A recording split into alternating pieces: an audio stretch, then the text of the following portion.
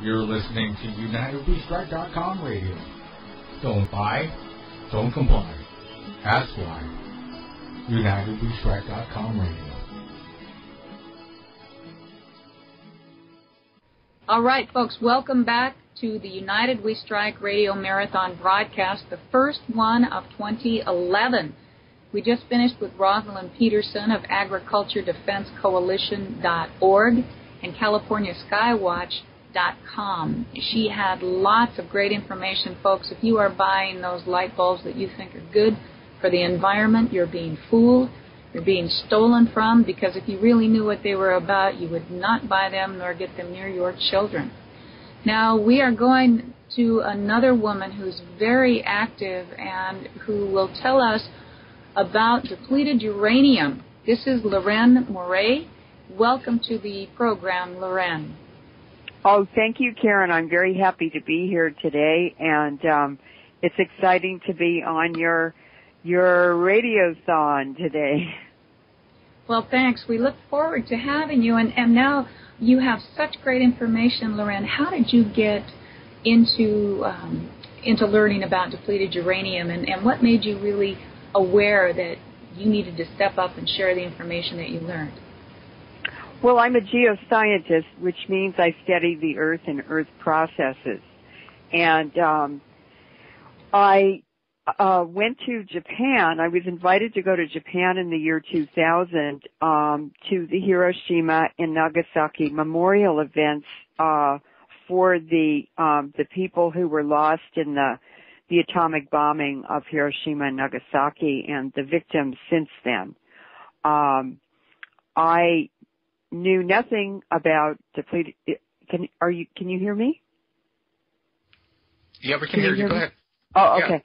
And I knew nothing about depleted uranium. I'd never heard of it when I went to Japan, but I met a Japanese journalist in Hiroshima, and he had just written a book about Japan, about depleted uranium, called let's see, I've forgotten what it's called. But anyway, he asked me to write the foreword to his book, Discounted Casualties, and the book is on the internet. It's by Akira Tashiro. If you Google Discounted Casualties, you can read the whole book. It's the best one on depleted uranium.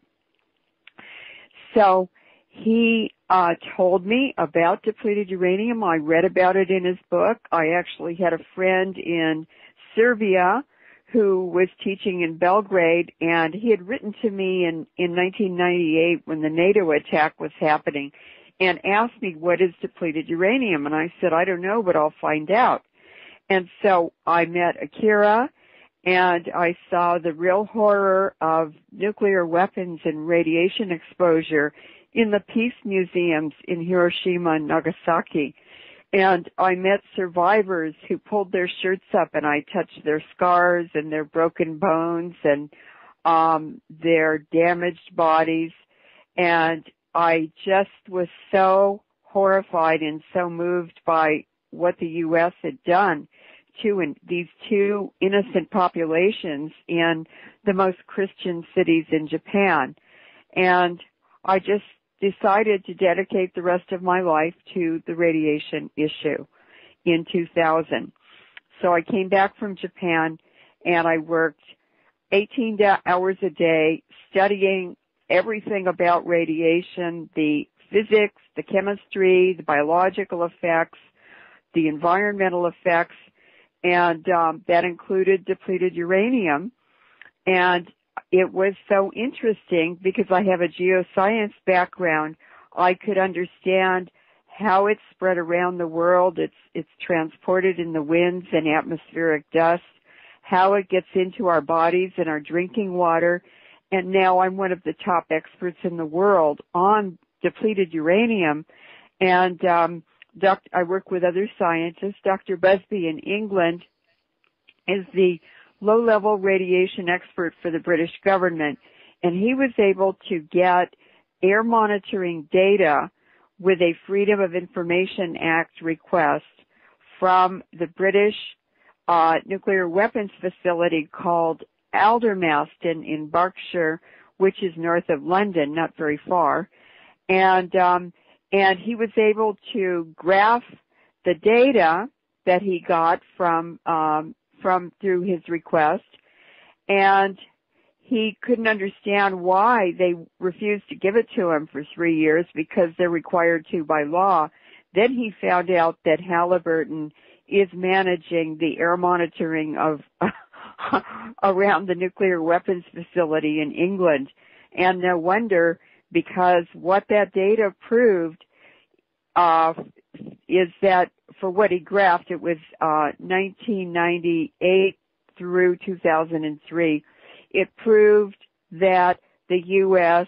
was bombing every single day, continuously in Iraq, and then also in Afghanistan. And the Tora Bora bombing really elevated. It spiked the uranium in the British atmosphere. It only takes 7 to 9 days for that depleted uranium to be carried on winds from Afghanistan or Iraq all the way to England. And also an even higher spike requiring notification of the British government occurred during the 2003 Iraq War.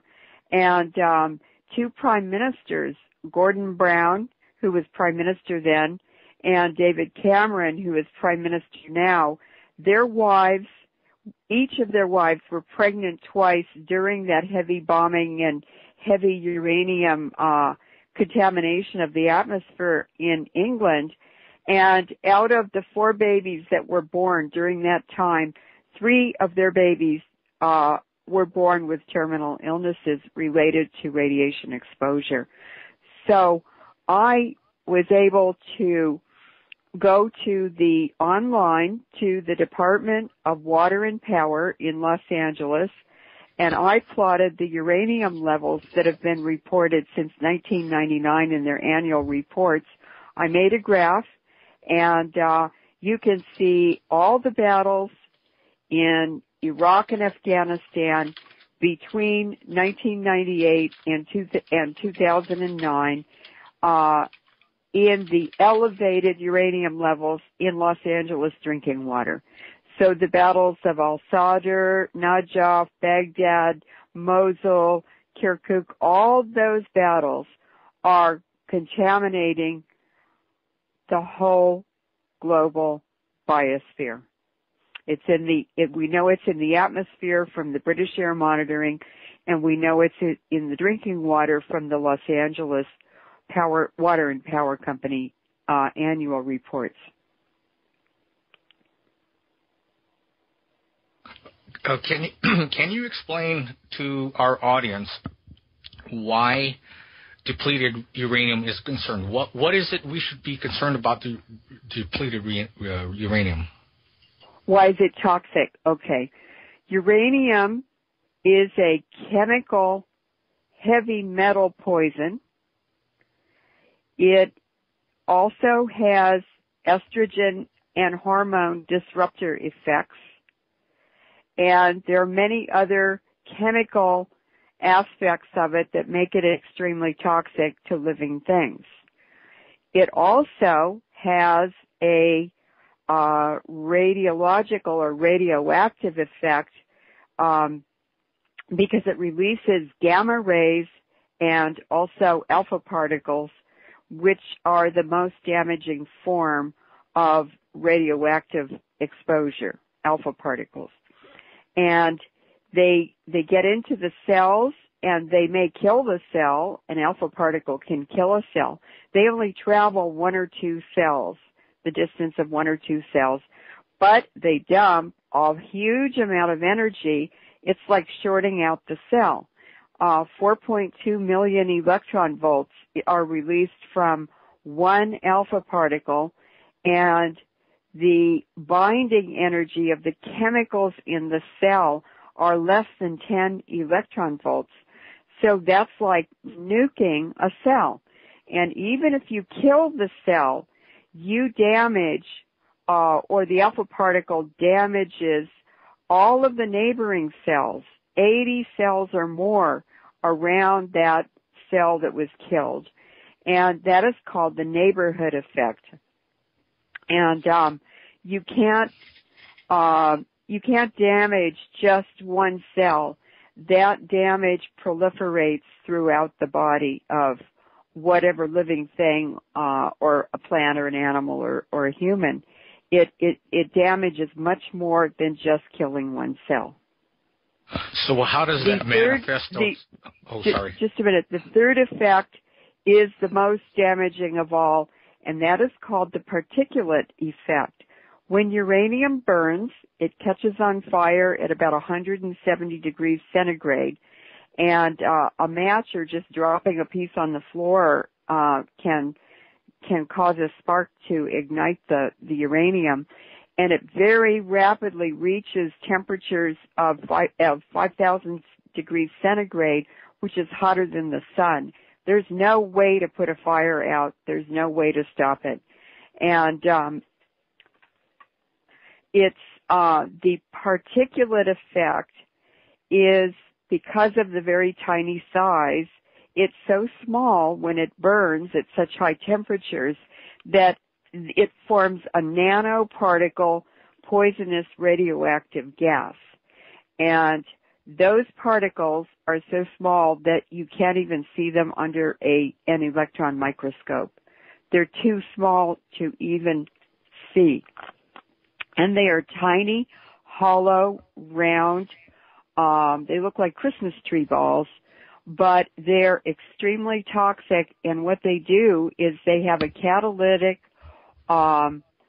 effect, which turns on and turns off chemical information signals and information flow throughout the body. And so it just disrupts the whole communication system of the body. In other words, cell function, organ function, brain function, it's all disturbed, heart function, by these very tiny particles that go into the lungs.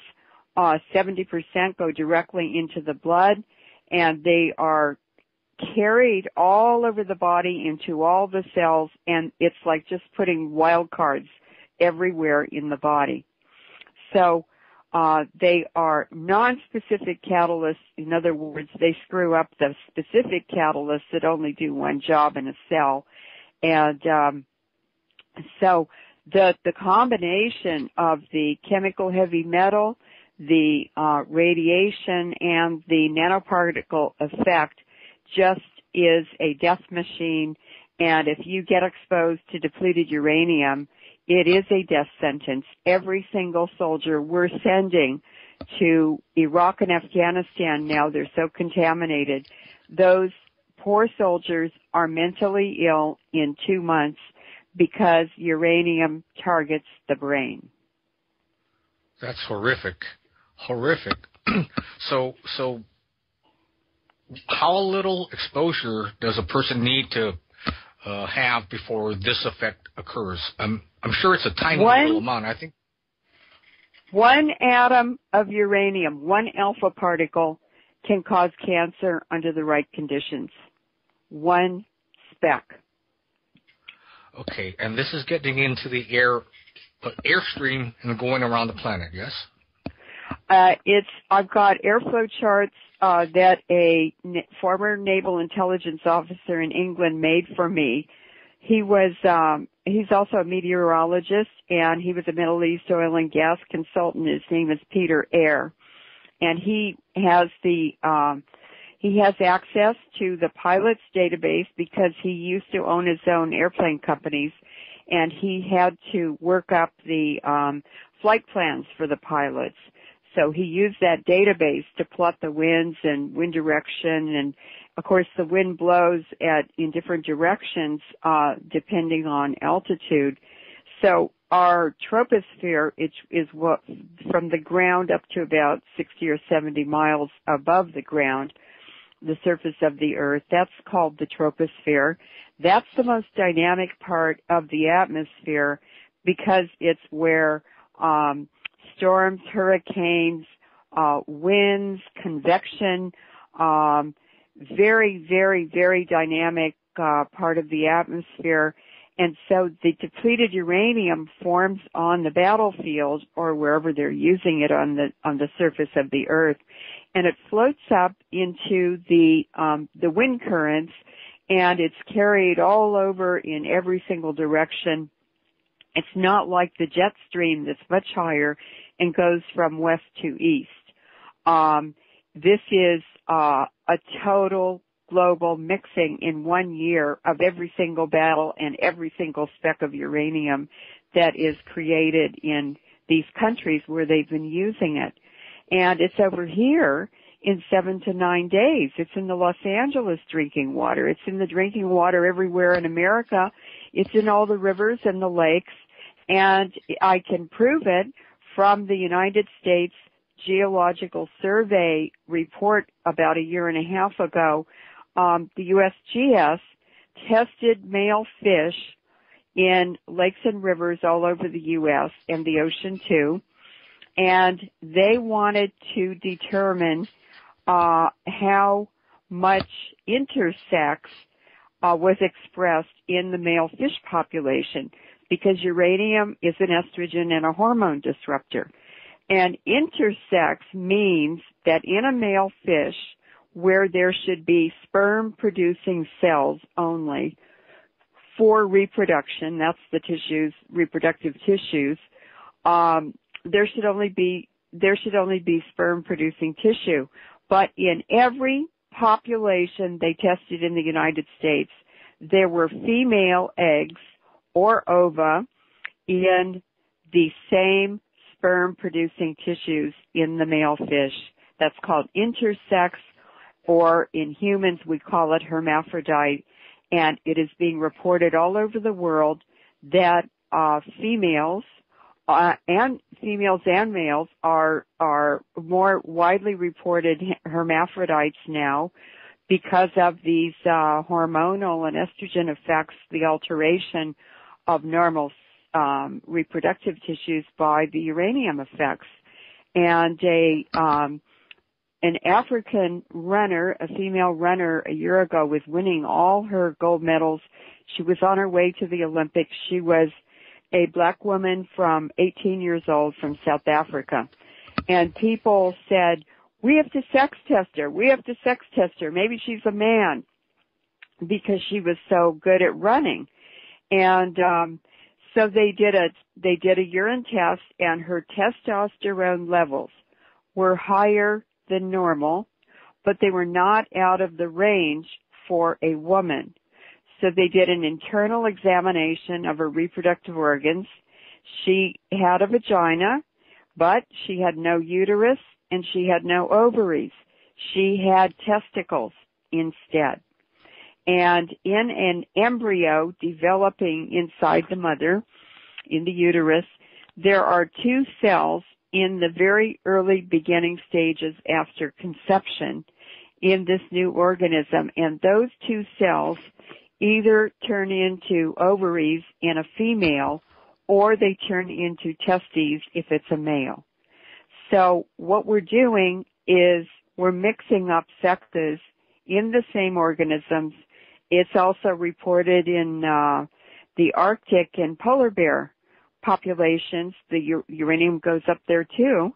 And they reported 17 female polar bears with male reproductive organs. They had penises, and yet they had uteruses, and they gave birth to baby polar bears, cubs. So we are actually sterilizing and mixing sexes in the whole global biosphere. That is just absolutely, I don't know what to say. I am so amazed that this is going on. Now, you have had threats, haven't you? You said that in getting your message out that you've actively been persecuted. Can you talk a little bit about that? Well, of course, the United Nations, who is carrying this out and covering it up, is it's global depopulation. It's genocide of the whole planet. They're carrying it out and they're covering it up. they authorize these wars. They send their own UN peacekeepers. Afterwards, they get poisoned. The UN is fully aware of what's happening, and two of the UN undersecretaries, Hans von Spanek and Dennis Halliday, absolutely are terrified of the information that I'm giving. A lot of it, I only use government information. It's all in their data. It's all in their graphs. It's all in their research papers. The whole truth is there. They just hide it by compartmentalizing. And they are two of my biggest critics, and I had a death threat from the United Nations 2 years ago, and it was for an article that I wrote called Populations Exposed to Environmental Uranium, Increases in Infertility and Reproductive Cancers. It was published in a Namaste magazine in England, and after that came out, I received a death threat from Dr. Rosalie Bertell, who is an agent for the Vatican and the Pope, but she's also a secret agent for the United Nations. And I was rather surprised because I'd worked with her for years. And so I wrote another one 6 months later called Global Implications of Sellafield, the Irish Seacoast Effect and Beyond. And what I proved is that the British have been dumping huge amounts of radiation into the Irish Sea, and it's carried in the big ocean current that controls climate on this planet, that goes down the Atlantic and in deep water, but it upwells in the Indian Ocean, and all those radioactive poisons from the Irish Sea have killed over 25 million Indian babies. We can tell by correlating the radioactive releases in England in the Irish Sea, because we know when they did the releases and how much, we can tell, we can correlate that with spikes in infant mortality in India, and there's a 100% correlation. So after I wrote that, I was in my office working. About a week after that came out, and my face was slashed with a laser weapon, and Major Doug Rockey, who was in charge of the depleted uranium cleanup after the first Gulf War, told me that Colonel Melman in the depleted uranium office in the Pentagon was responsible for slashing my face. So I have a deformed chin now. It cut all the way to the bone. It was a U-shaped cut slash, and it was done through the window of my office, and it required 5 stitches. I went to the hospital. There was a veteran working as a male nurse or something in the area where I was held, and I'm sure that he was an agent for the Army. And the doctor who came to stitch up my face, they all told me that I needed 5 stitches. She put 3 in and left the sides open so that the muscles would not grow back together properly. So that's awful. My daughter was kidnapped when she was 13 by the nuclear weapons program, and I have seen her maybe twice in 13 years. And my cars have been wrecked. Just since March, I've had 3 computers wrecked and 5 printers disabled. And they bankrupted me, and then the police in Berkeley smashed both of my cars, and I have $2,000 in parking tickets. They just dismantle your life, and they love doing it. They get paid for it. They get a pension, and it's nothing personal. Leuren, I just am speechless here. What a heroic effort you have given, and to have your daughter kidnapped. And are you able to be in touch with her now? No. Tell us about that. No, how they is take it that you can't talk to her? when you're a federal whistleblower, they punish you. With men, they take their jobs away so they can't support their families, and with women, they take their children away. That is just it's happened to many women I know, even in Japan. So you raise your voice and you lose your children. That is, well, you are a very, very brave woman to continue. Well, you lose your life. The only reason I'm alive is because I'm so well known. You have to be high profile. It's the only protection. That's what I'm hearing, from quite a few people who are doing this, that the more that you can get your name out there and the more that you can be vocal, the better. It's the only protection. Yeah, that's right. Now, you've talked a lot about the problems, and especially if it's in the drinking water in L.A., what kind of repercussions do you think that's having? Oh, it's already reported, and it's already very obvious. And this is a global trend. What I'm talking about locally is happening globally. What is reported in Los Angeles is that in the schoolrooms, maybe for the last 10 or 15 years, the number of boys, which should be almost equal to the number of girls, is shrinking. And so we have the whole male population disappearing for the last 15 years. And in some classrooms, there are just a few boys and the rest are girls.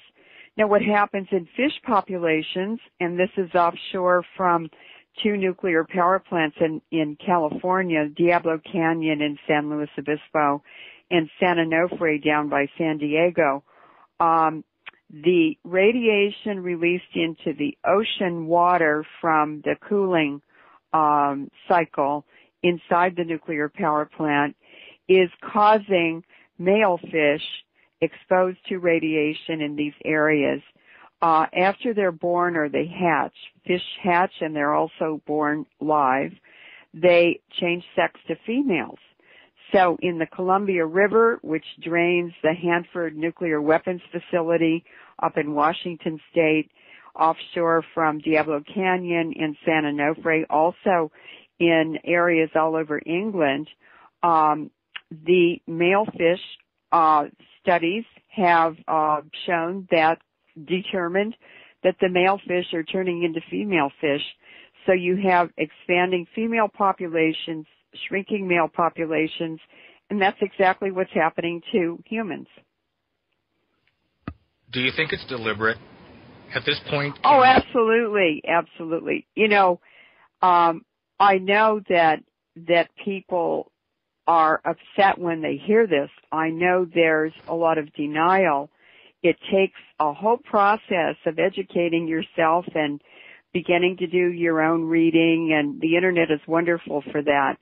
But I can tell you that for 8 years I was in denial. I could not believe. I didn't want to believe. I just couldn't even comprehend that this was being done deliberately. But if you look at the history of war, and even in the Bible, it's very clear that genocide has been practiced for thousands of years.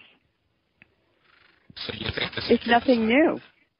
It's just that the genocidal weapons today are much, much, much more efficient than anything they had then. I would say depleted uranium would be efficient for the next 4.5 billion years minimally. Well, half-life? That's the half-life, but it takes 10 half-lives for a small amount of radiation to be reduced to an insignificant amount. The amount of uranium they've released is not a small amount, and so it will take more than 45 billion years for this much radiation to diminish. And then it turns into over 20 daughter products. It decays, and then it forms another radioactive isotope. And so it's just like infinity. The universe is only 16 billion years old, and yet they've contaminated the whole planet with a permanent pernicious poison that has a half-life of more than 45 billion years. That is simply insanity. And that is the problem. The leaders today are psychopaths and sociopaths, and they are the ones who have done this, as well as scientists who've been involved. I looked up all the background on many of the key decision-making scientists in the world who have been involved in depleted uranium and other radioactive weapons since 1943. Depleted uranium was proposed as a radioactive poison gas weapon for terrain contamination and depopulation. It was dreamed up in 1943. Every one of the key decision makers, Edward Teller, Vannevar Bush in World War II, Dr. Compton, who proposed depleted uranium poison gas under the Manhattan Project, all these people were Rockefeller contractors. Now, Vannevar Bush, was he Prescott Bush's brother or something? No, he wasn't. He wasn't related to the Bushes at all. He's a completely different Bush family. He's another Bush crime family. Yeah, right. This is truly information that does need to be heard. And you mentioned depopulation, and I know that in the United Nations' own Global Biodiversity Assessment Report, they call for 500 million people globally. So this certainly would fit right into their plan. Oh, no. Henry Kissinger said 2 to 4 billion in a national security memo in 1974. Did he? So they don't want to kill 2 to 4 billion, a third to two-thirds of the world population. That's still right, taking out a... Memorandum 200 or something like that, right? I'm sorry, what? Memorandum 200? Yeah, that's it. Yeah. That's it. Now, the Americans are not the only ones involved. We're actually doing it for the British. The British Empire bankrupted itself in the 1800s, and they were carrying out military adventures all over the world for the British Empire, and it resulted in bankrupting the British government. So they're just using the U.S. now as a surrogate military cop to do their dirty work. I have a couple of quotes I'd like to read. This is what Prince Philip, the Duke of Edinburgh, and the husband of Queen Elizabeth said. He was the leader of the World Wildlife Fund, and he was quoted in an insider's report from the American Policy Center, December 1995. The title of the article is, "Are You Ready for Our New Age Future?"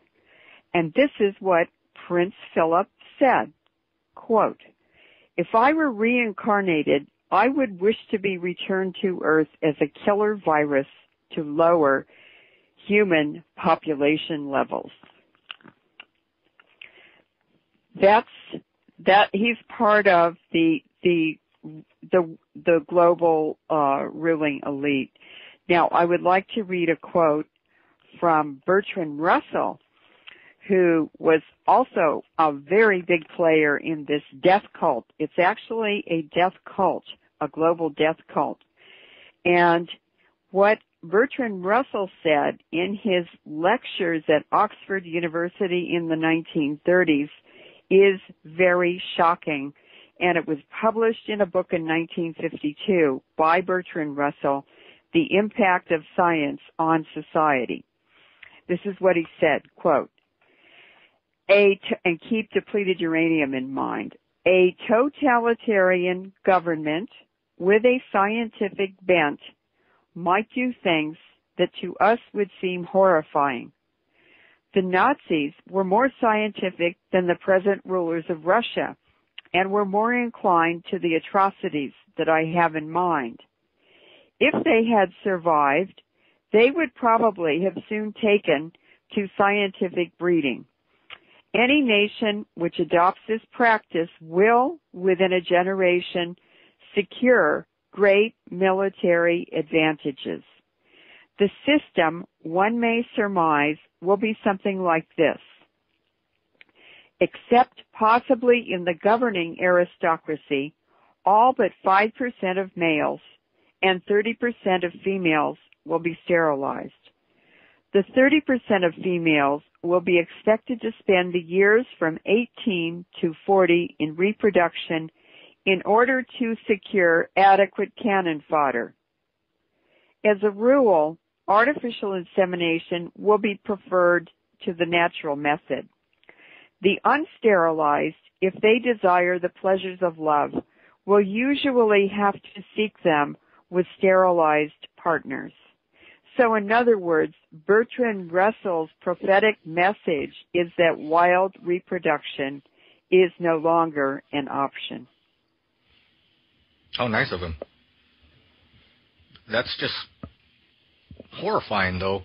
And it always comes back to the name Rockefeller, or you have somehow the British Crown involved in all of this. Have you noticed that? The British Crown. Bertrand Russell was actually the most dangerous man in the 20th century because he was one of the top in a structure or an organization, global organization called Dope Incorporated. There is a great book called Dope Incorporated, Britain's Opium War Against the U.S.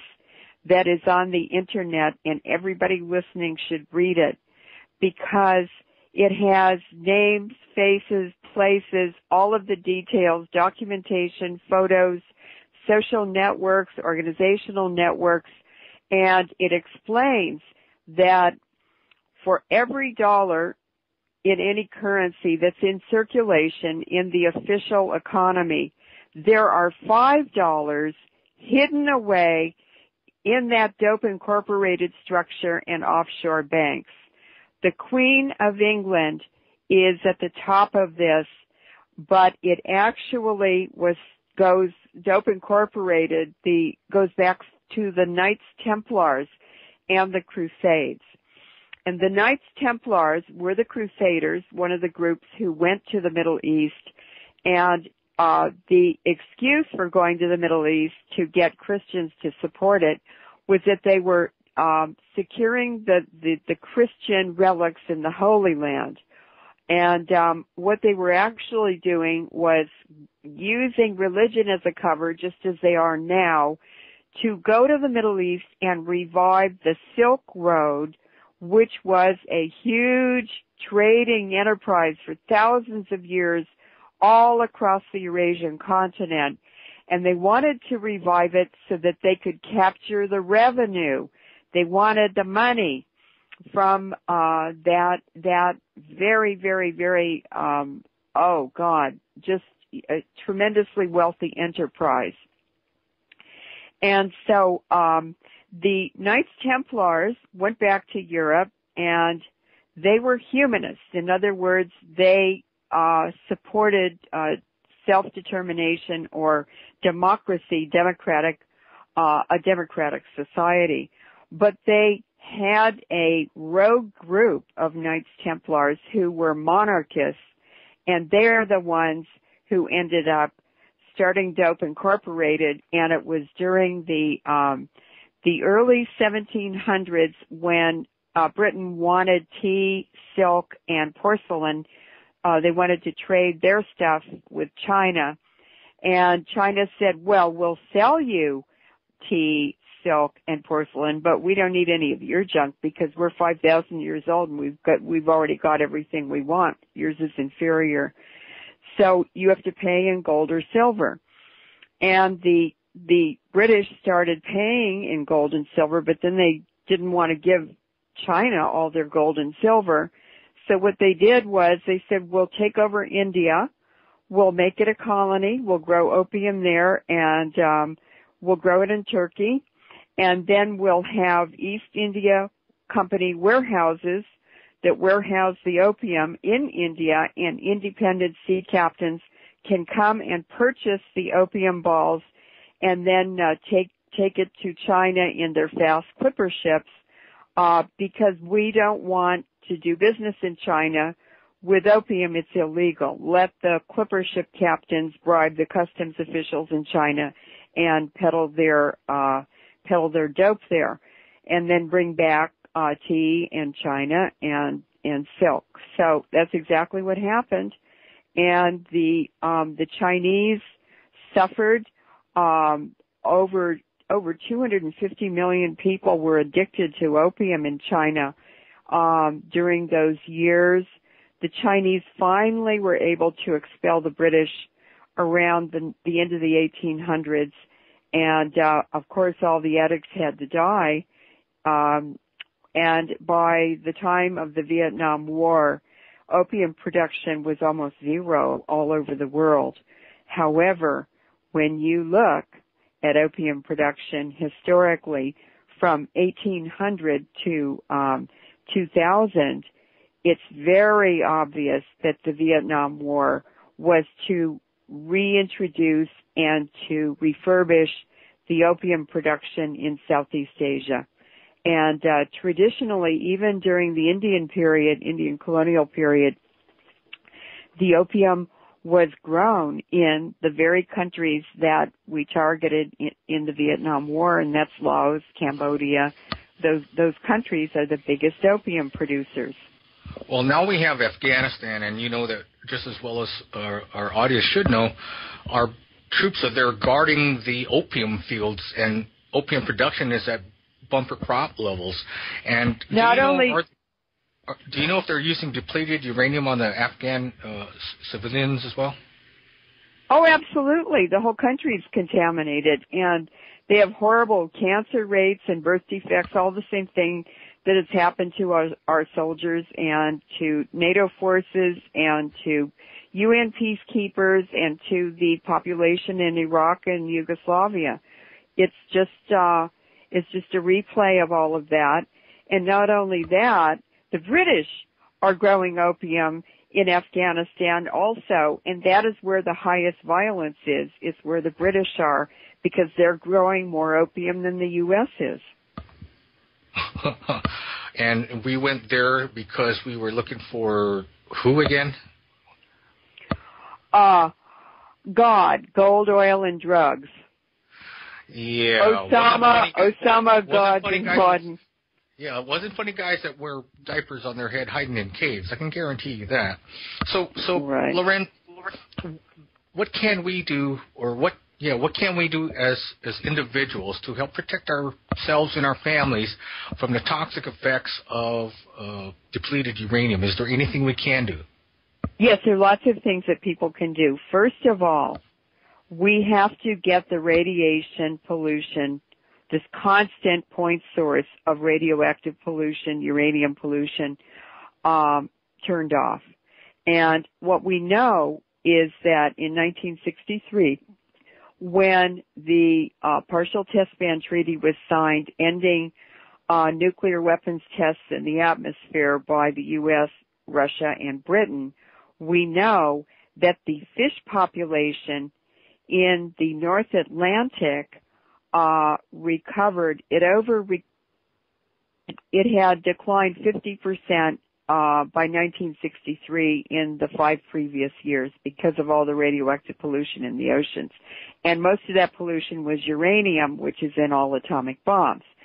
And so in 5 years, prior to the Partial Test Ban Treaty being ratified and signed, the fishing population declined 50% in 5 years. They turned off the bomb tests, and within 4 years, the fishing catch was twice as high as it was before the bomb test started.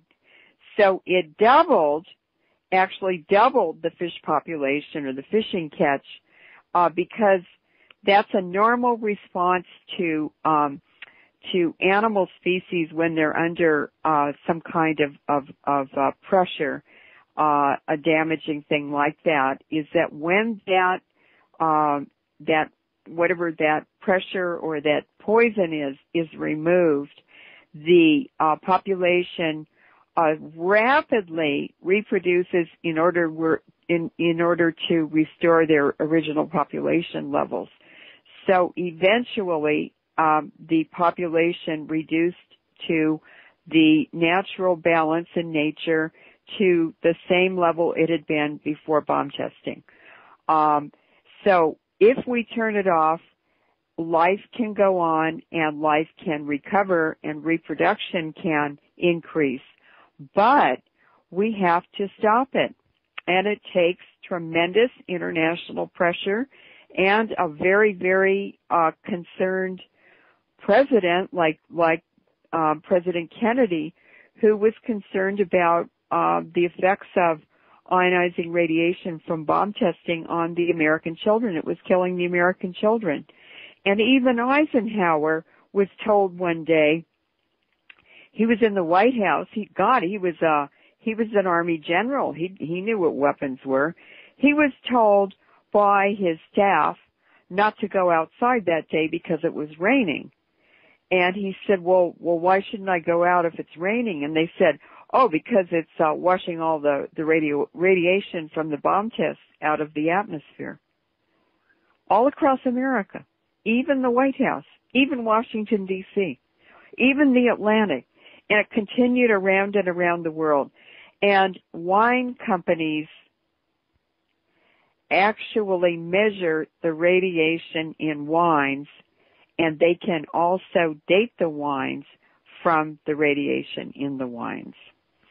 It's also in all of the ice sheets, annual layers of ice in the Antarctic and in Greenland, in the Himalayas, in the Alps, in the Andes, in Hawaii, on top of the volcanoes. It's all over the world. So what you're saying then, it's wherever we are, we're going to be exposed to depleted uranium. Something I take on a daily basis, and I'm not a doctor, so I'm not giving out medical advice, but what diatomaceous earth is, what I take a tablespoon of it in the morning and a tablespoon of it in the evening, is supposed to draw out the toxins from your body, heavy metals and biological toxins, and it seems to work for me to keep my body, detoxed.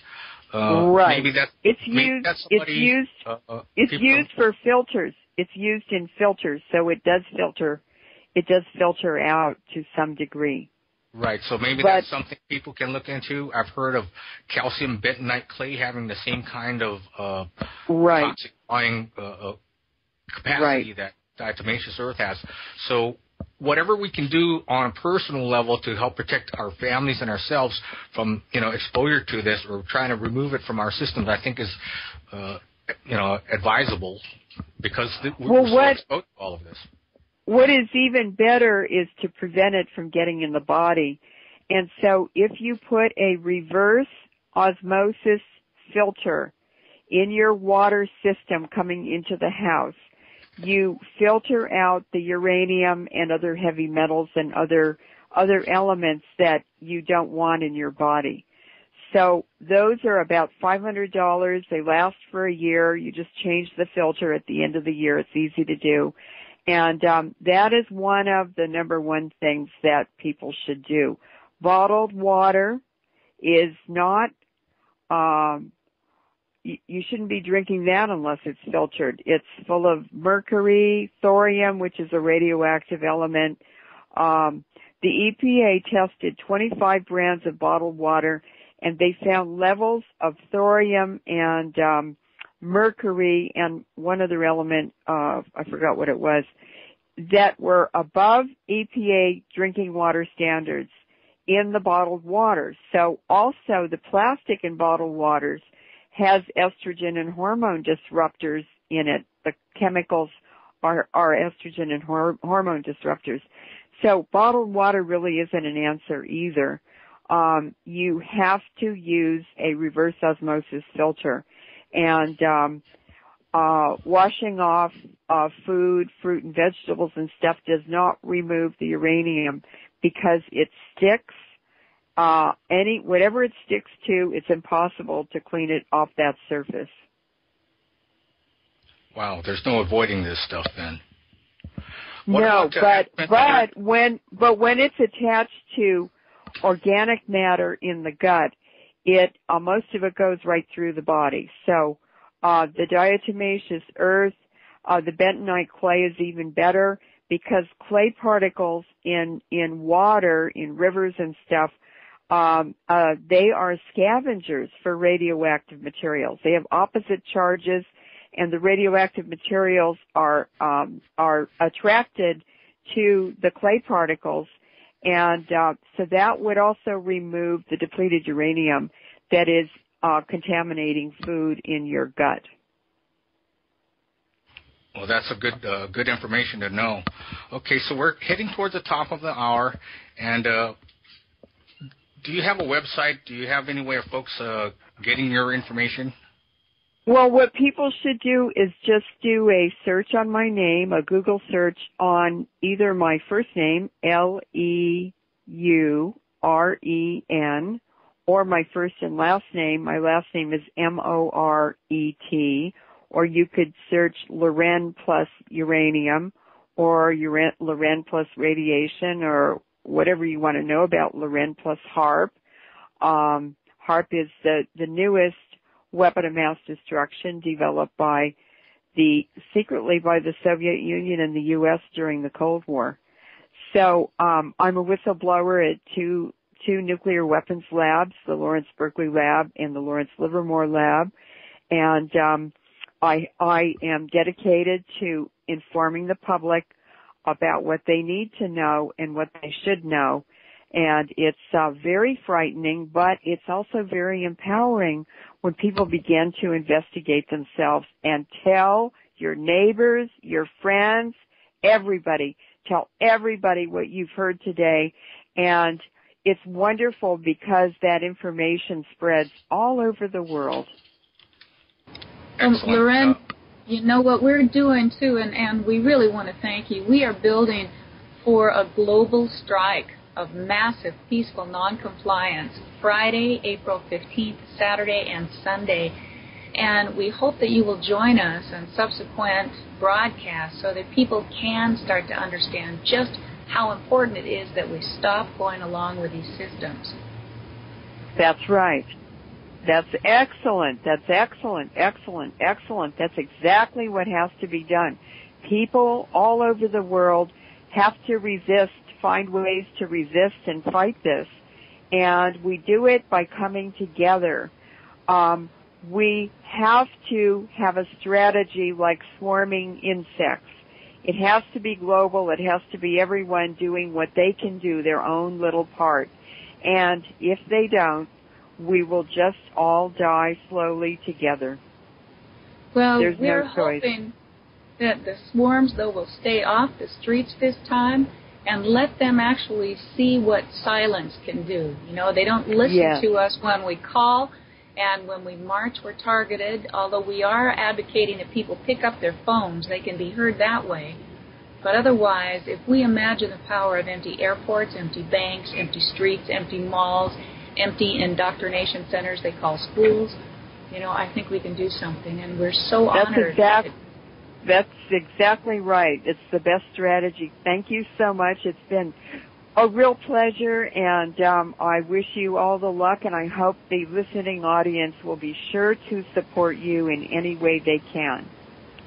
Well, I hope they support you and that you continue to raise your voice and know that you've got a venue here, Leuren. When you want to tell people your message, we certainly hope you'll consider us. We'd be honored and proud to have you anytime. Thank you very much. And have a happy new year. Thank you. Yes, we call them the dominant inbred psychopaths sometimes, so we refer to them as the dips, or the dominant insane minority, or the DIMS. So just in case you want. That's good. Thank you so much. Bye-bye. Thank you. All right, folks, we are just winding up here with Leuren Moret. Matt has been my co-host. stay tuned because we're going to feature next Deanna Spingola, also someone who is really into history and a woman that we all should know and listen to because it's important to really learn the facts instead of what we have been taught to believe. We want to thank everybody for tuning in today. That hour went pretty well in spite of some technical difficulties earlier. So as we wind down, it's a chance, folks, to take a break, stretch your legs a little bit because we'll be back shortly with Deanna Spingola, host of Spingola Speaks on republicbroadcasting.org. And I think we're just about ready to go out for a commercial break. You're listening to UNITEDWESTRIKE.com radio. Don't buy, don't comply. Ask why. UNITEDWESTRIKE.com radio.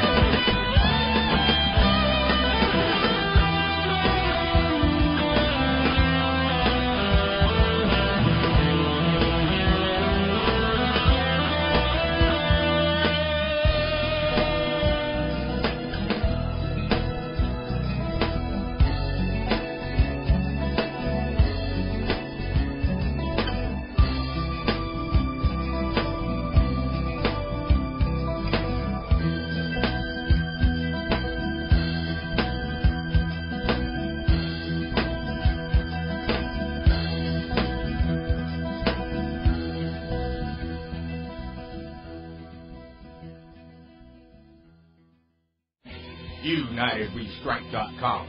Join us January 15th as we debut our new station. January 15th. Hard-hitting information from hosts and guests from around the world. Switzerland, Ireland, the UK, France, Germany, Argentina, the US, and more. January 15th. UNITEDWESTRIKE.com.